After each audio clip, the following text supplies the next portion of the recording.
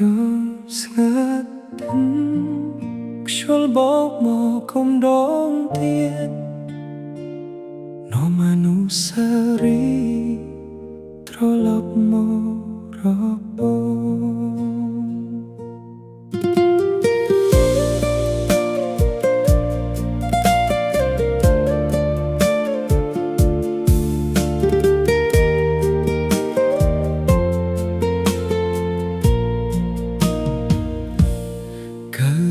ចាស់នៅហាងកាហ្វេបងនៅតែអង្គុយកន្លែងដែល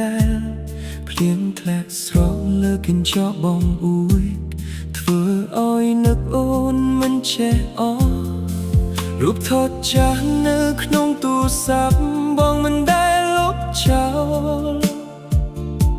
ព្រោះរាល់ស្នាមញញឹមរបស់អូននៅតែរស់ក្នុងបេះដូងបងយល់នោមអនុស្សារីយ៍ត្រឡប់មករកបងរៀងរាល់យប់ទោះអូននៅឆ្ងាយប៉ុណ្ណាបងនៅតែស្រឡាញ់អូន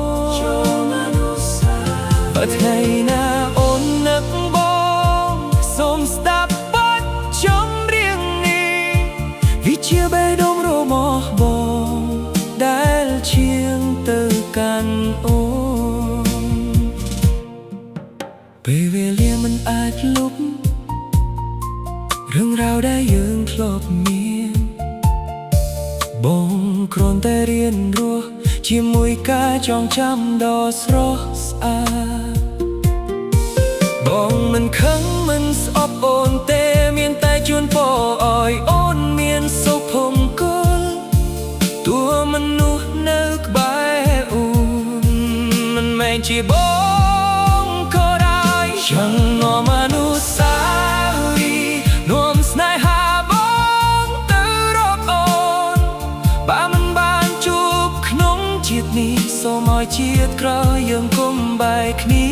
ទៀតទោះយប់នឹងស្កាត់ប៉ុណ្ណាបងនៅតែហៅឈ្មោះអូនបេះដូងមួយនេះនៅតែរើសម្រាប់ស្រឡាញ់អូនតែប៉ុណ្